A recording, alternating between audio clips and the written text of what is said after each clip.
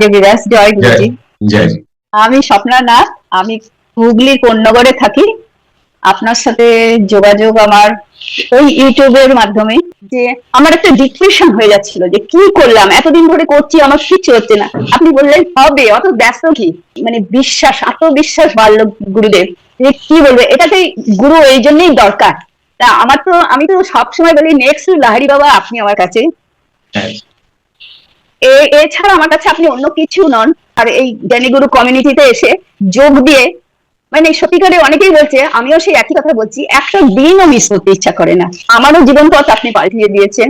আর এই জ্ঞানীগুরু কমিউনিটিতে এসে প্রাণায়াম কি ভালো করে শেখা, সবকিছু শিখেছি আপনার কাছে।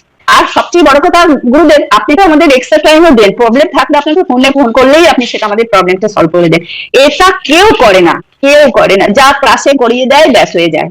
আলাদা করে সময় পাওয়াই যায় না। দু তিনজনকে দেখেছি, তারা দেয়নি। ওটা আমার মনে হয় এরকম করে কেউ।